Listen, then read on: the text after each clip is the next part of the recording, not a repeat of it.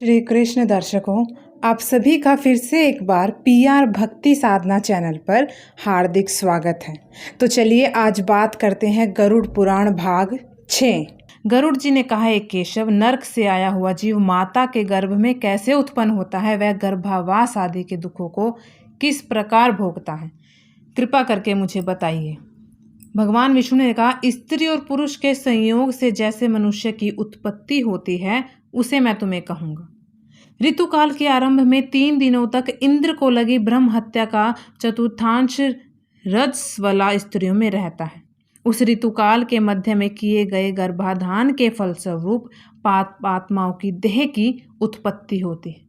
रजस्वला स्त्री प्रथम दिन चांडालनी, दूसरे दिन ब्रह्मघातिनी और तीसरे दिन धोबिन कहलाती है। नरक से आए हुए प्राणियों की ये 3 माताएं होती हैं।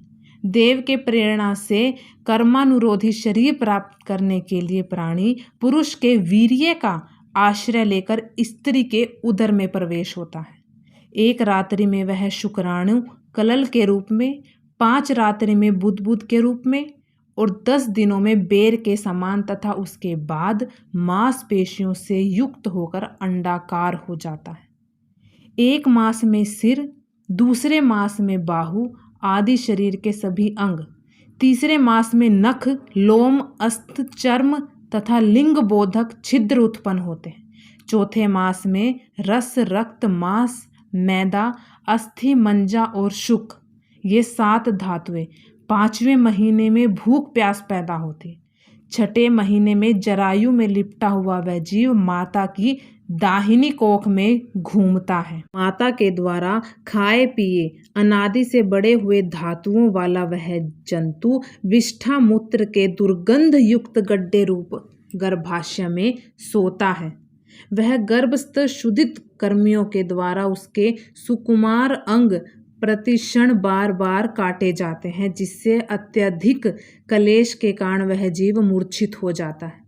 माता के द्वारा खाए हुए कड़वे, तीखे, नरम, नमकीन, रूखे तथा खट्टे पदार्थों के अति उत्तेजक संस्पर्श से उस समूचे अंग में वेदना होती है और जरायु अर्थात झिल्ली से लिपटा हुआ वह जीव आंतों द्वारा बाहर से ढका रहता है। उसकी पीठ और गर्दन कुंडलाकार रहती है। इस प्रकार अपने अंगों से चेष्टा करने में असमर्थ होकर भी वह जीव पिंजरे में स्थित पक्षी की भांति माता की कुशी में अपने सिर को दबाए हुए पड़ा रहता है। भगवान की कृपा से अपने सैकड़ों जन्मों के कर्मों का स्मरण करता हुआ वह गर्भस्थ जीव लंबी सांस लेता है। ऐसी स्थिति में भला उसे कौन सा सुख प्राप्त हो सकता है। मांस, मज्जा आदि 7 धातुओं के आवरण में आवर्त वह ऋषि कल्प जीव भयभीत होकर हाथ जोड़कर विकल वाणी से उस भगवान की स्तुति करता है जिन्होंने उसको माता के पेट में डाला है। 7वें महीने के आरंभ से ही सभी जन्मों के कर्मों का ज्ञान हो जाने पर भी गर्भस्थ प्रसूति वायु के द्वारा चालित होकर वह विष्ठा में उत्पन्न उसी पेट में उत्पन्न अन्य कीड़े की भांति एक स्थान पर ठहर नहीं पाता। जीव कहता है, मैं लक्ष्मी के पति, जगत के आधार, अशुभ का नाश करने वाले तथा शरण में आए हुए जीवों के प्रति वात्सल्य रखने वाले भगवान विष्णु की शरण में जाता। हे नाथ, आपकी माया से मोहित होकर मैं देह में अहम भाव तथा पुत्र और पत्नी आदि में ममत्व भाव के अभिमान से जन्म मरण के चक्र में फंसा। मैंने अपने परिजनों के उद्देश्य से शुभ और अशुभ कर्म किए, किंतु अब मैं उन कर्मों के कारण अकेला चल रहा हूँ। उन कर्मों के फल भोगने वाले पुत्र कलताद्रि अलग हो गए। यदि इस गर्भ से निकालकर मैं बाहर आऊं तो फिर आपके चरणों का स्मरण करूंगा और ऐसा उपाय करूंगा जिससे मुक्ति मिल जाए। विष्ठा और मूत्र के कुएं में घिरा हुआ जठराग्नि से जलता हुआ एवं यहाँ से बाहर निकलने की इच्छा करता हुआ मैं कब बाहर निकल पाऊंगा। जिस दीनदयाल परमात्मा ने मुझे इस प्रकार का विशेष ज्ञान दिया है, मैं उन्हीं की शरण ग्रहण करता हूँ, जिससे मुझे पुनः संसार के चक्र में न आना पड़े अथवा मैं माता के गर्भगृह से कहीं भी बाहर जाने की इच्छा नहीं करता, क्योंकि बाहर जाने पर पाप कर्मों से पुनः मेरी दुर्गति हो जाएगी। इसलिए यहाँ बहुत दुख की स्थिति में रहकर भी मैं खेद रहित होकर आपके चरणों का आश्रय लेकर संसार से अपना उद्धार कर लूँगा। इस प्रकार श्री भगवान हरि कहते हैं, इस प्रकार की बुद्धि वाले एवं स्तुति करते हुए 10 माह के ऋषि कल्प उस जीव को प्रसूति वायु प्रसव के लिए तुरंत नीचे की ओर ढकेलता है। प्रसूति मार्ग के द्वारा नीचे सिर करके सहसा गिराया गया वह आतुर जीव अत्यंत कठिनाई से बाहर निकलता है और उस समय वह श्वास नहीं ले पाता तथा उसकी जो बुद्धि है, जो उसकी स्मृति है, वो नष्ट हो जाती है। पृथ्वी पर विष्ठा और मूत्र के बीच घिरा हुआ वह जीव मल में उत्पन्न कीड़े की भांति चेष्टा करता है और विपरीत गति प्राप्त करके ज्ञान नष्ट हो जाने के कारण अत्यधिक रोने लगता है। गर्भ में रुग्णावस्था में शमशान भूमि में तथा पुराण के पारायण या श्रवण के समय जैसी बुद्धि होती है, वह यही स्थिर हो जाए तो कौन व्यक्ति सांसारिक बंधन से मुक्त नहीं हो सकता। कर्म भोग के अनंतर जीव जब गर्भ से बाहर आता है तब उसी समय वैष्णवी माया उस पुरुष को मोहित कर देती है। उस समय माया के स्पर्श से वह जीव विवश होकर कुछ बोल नहीं पाता, पर युक्त शैशवादी अवस्थाओं में आने वाले दुखों को पराधीन की भांति भोगता है।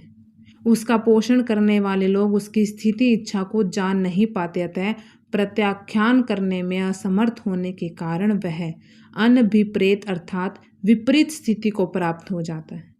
इसके बाद जीवों से दूषित और अपवित्र विष्ठा मूत्र से शैया पर सुलाए जाने के कारण अपने अंगों को खुजला नहीं सकता। आसन से उठने में तथा अन्य कार्य करने में वह असमर्थ हो जाता है।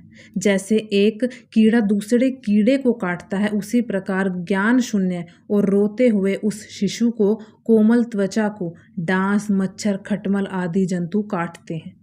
इसके बाद वर्ष बीतते हैं और युवावस्था प्राप्त होने पर आसुरी संपत्ति, कठोरता, क्रोध, अभिमान, ये सब आसुरी संपदा लेकर उत्पन्न हुए पुरुष के लक्षण हो जाते हैं, उन्हीं को वो प्राप्त करता है। तब वह दुर्व्यसनों में आसक्त होकर नीच पुरुषों के साथ संबंध बनाता है और वह कामलपंट प्राणी शस्त्र तथा सद्पुरुषों से द्वेष करता है। जो अच्छे मनुष्य हैं उनसे दूर जाता है और पापी मनुष्यों के करीब जाता है।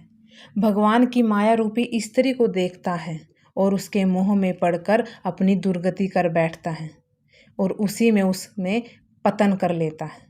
हिरण, हाथी, पतंगा, भोरा और मछली, ये पांचों क्रमशः शब्द, स्पर्श, रूप, गंध तथा रस, इन 5 विषयों में एक एक में आसक्ति होने कारण ही मारे जाते हैं। फिर एक प्रमादी व्यक्ति जो 5 इंद्रियों से 5 विषयों का भोग करता है, वह क्यों नहीं मारा जाएगा। अभिषिक्त वस्तु की अप्राप्ति की स्थिति में अज्ञान के कारण ही क्रोध हो जाता है और शोक को प्राप्त व्यक्ति देह के साथ ही बढ़ने वाले अभिमान और क्रोध के कारण वह कामी व्यक्ति स्वयं अपने नाश हेतु दूसरे कामी से शत्रुता कर लेता है। इस प्रकार अधिक बलशाली अन्य कामी जनों के द्वारा वह वैसे ही मारा जाता है जैसे किसी बलवान हाथी से दूसरा हाथी। इस प्रकार जो मूर्ख अत्यंत दुर्लभ मानव जाति को विषाशक्ति के कारण व्यर्थ में नष्ट कर लेता है, उससे बढ़कर पापी और कौन होगा। सैकड़ों योनियों को पार करके पृथ्वी पर दुर्लभ मानव योनि प्राप्त होती है। वह व्यक्ति बस अपनी इंद्रियों को तृप्त करने में ही व्यस्त रहता है, उसी में प्रयत्न करता रहता है, सिर्फ भोग भोगने में व्यस्त रहता है। उसके हाथ में आया हुआ अमृत स्वरूप वह अवसर जो उसे मानव योनि में प्राप्त हुआ है सद्कर्म करने के लिए, उसके प्रमाद से नष्ट हो जाता है, उनकी इस आसुरी सोच के कारण नष्ट हो जाता है। इसके बाद वृद्धावस्था को प्राप्त करके महान व्याधियों से व्याकुल होकर मृत्यु को प्राप्त करके वह पूर्ववत महान दुखपूर्ण नरक में चला जाता है। वह नहीं समझ पाता कि अगर जन्म मनुष्य फिर से मिला है तो उसको सद्कर्म में लगाऊं। वह पुनः गलत कर्मों में अपना मन बना लेता है।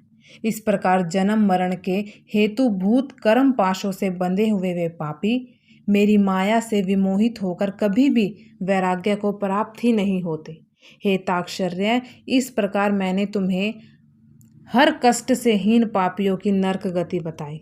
अब आगे क्या सुनना चाहते हो वो बताओ। इस प्रकार गरुड़ पुराण अध्याय 6 समाप्त होता है। आशा है कि आप सद्कर्म करते रहेंगे और नरक से, उनकी यातनाओं से बचने का पूर्ण प्रयास करेंगे। इसी के साथ जय श्री कृष्ण।